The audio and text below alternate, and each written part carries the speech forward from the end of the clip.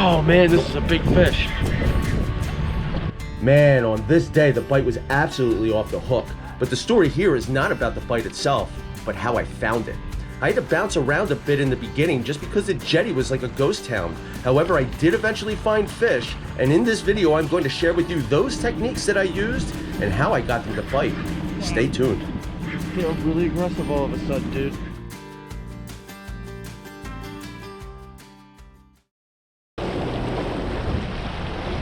Okay, so the first thing we have to do is find some fish. Now, I've been fishing for about an hour now. I haven't caught any fish yet, and that's because the bite hasn't really turned on. And honestly, I'm not literally looking for fish.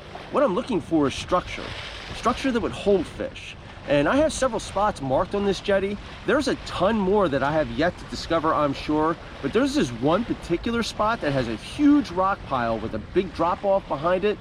These are typically the type of areas I'm looking for at the jetty. If you take a look at my fish finder in the bottom left corner where the green color is, that's my structure scan, and we are currently in the 10 to 12 foot range, but in a second the bottom is going to drop out all the way down to the 18 to 23 foot range. And we're going to zoom in, and I'm going to use my electronics just to get right over top of the high point and then just drop back a little bit, like say 5 to 10 feet, hit the spot lock. And this is basically where I'm going to be dropping my baits. So I'm going to get some fresh bait on the jig. We're going to catch a fish, and then I'm going to talk to you more specifically about the strategy I use to fish this kind of structure, because I'm not just dropping straight down to the bottom.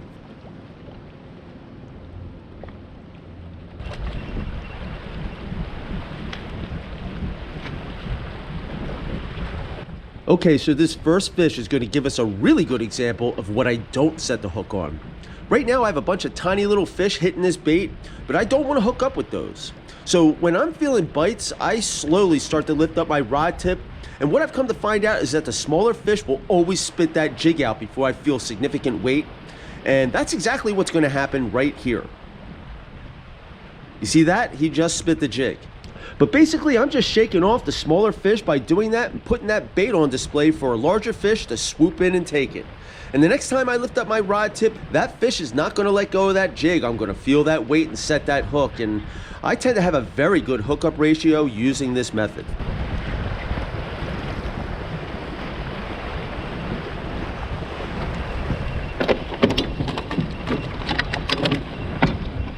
Okay, let's talk strategy for fishing this kind of structure. Right now I'm putting fresh bait on my jig, and usually with the green crab I just go in through one of the front leg sockets and out one of the back ones. And when that's done, the strategy here is to toss that bait up current enough to land on that shallow ledge ahead of us, and once we've hit bottom, we're just going to begin to walk that jig back towards us down the incline of rocks, letting it touch every single time. And I'm only really doing this just to fish the water column to find out where the fish are. It's exactly the same concept that I use at the bridge pilings, just a different orientation of the structure, and it's a very effective method for finding fish at the jetty. However, you do have to be careful because you can lose a lot of jigs to snags when doing this.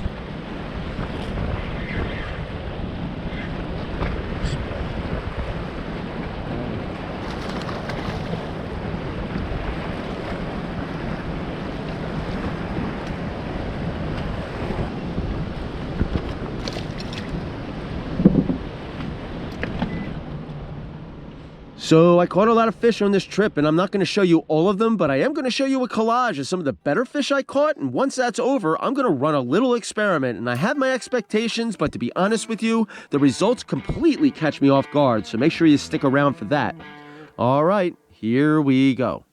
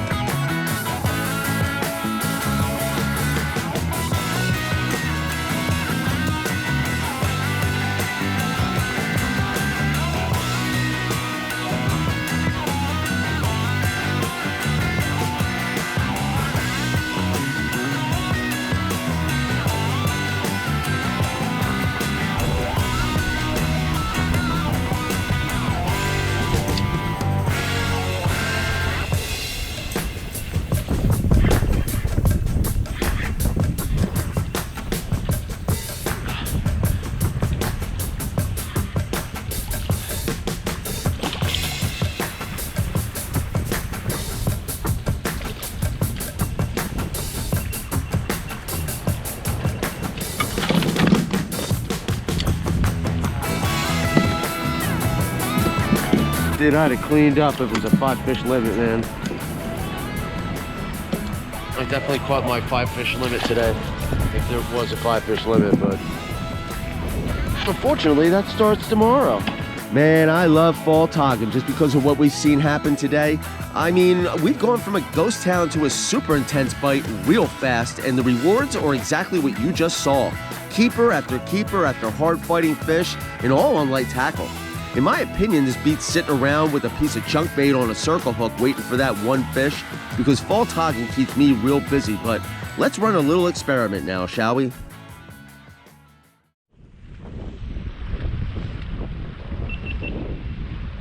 So I've got them all fired up right now on green crab. They're like right underneath me, man. I'm gonna like throw a fiddler crab on this next drop and just see what happens.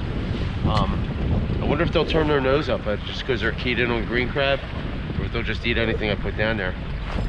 Oh,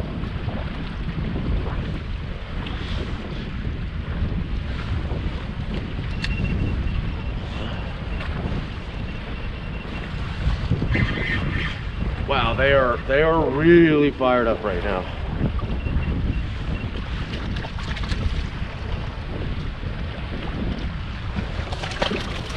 Man, he's in.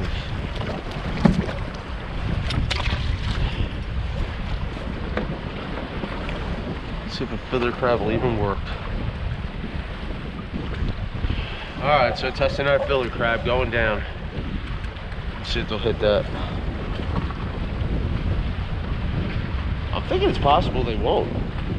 Now, I did say earlier that I had my expectations, and because fiddler crabs are such a small, delicate bait in comparison to the green crab, I'm thinking these fish are either just going to steal it right off my hook, or if I catch one, it's going to be a smaller fish because of the smaller bait profile. However, I think a third scenario may have taken place based on events from a previous video that I posted, and I'm going to explain all of that to you in just a moment. There we go. They took me. I took the bait. They did hit it. They're still hitting it. They must be just hitting the empty jig. That fiddler's gotta be gone.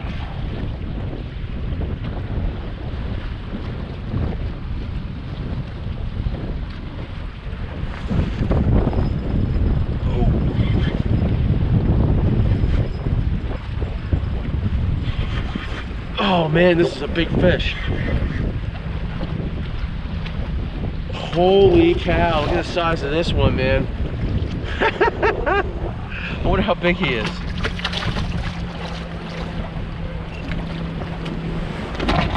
Wow, he's a monster, dude. No, he's not that big. I mean, he's fat, but he's only 18. I caught bigger than that.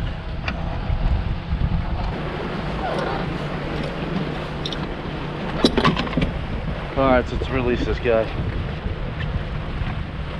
18-inch tog. He's big and heavy, man. Nice fish. Bye-bye. So that was really interesting. I threw a fiddler crab on there after only fishing green crab, and I was thinking I might not even catch a fish. And here I caught the biggest one. That was surprising, man. And I was getting hit the whole time, so I'm surprised the thing was even still on the hook. And after what happened in the last video, I'm wondering if it was even still on the hook, or if I just caught again with an empty jig. There's no way to tell. Well, after that experiment, I actually have more questions than I have answers, and that's all because of that last video where I was flat out throwing down empty jigs and still catching tog with no bait. There will be a link at the end of this video to that last video if you're interested, but God only knows if there was still fiddler crab on that hook when I caught that fish. And the fact that I happened to catch the biggest fish of the entire trip on that drop also has me asking a lot of questions, but there may not be any rhyme or reason to any of it. Well, all in all, it was a great trip and even a better season. As the sun dropped and the cold settled in, I could feel it. This was one of those final days before everything shuts down. The fish got smaller, my toes got numb, and then it hit me. This might be the last time I'm out for a while. But looking back on the season, I am grateful for every calm sunrise, every tug on the line, Every fish that made me forget about everything else, even if it was just for a little bit. Unfortunately, the season always seems to go by faster than I want it to. And if you're still watching, I know you feel the same way. As we know, all good things must come to an end, but for us, the end just means new beginnings. This obsession that we have is not a hobby, it's a lifestyle. And when the weather warms up, the flowers begin to bloom, and our local waters begin teeming with life again, I'll be right back at it. When that time comes, maybe I'll see you out there too. I hope you enjoyed this video. If you did, hit that like button, smash that notification bell, and please consider supporting me by subscribing to my channel at South Jersey Yak Fishing. And don't forget to check out that link to my last Jetty video. It's right here, guys. Catch you next time. Peace.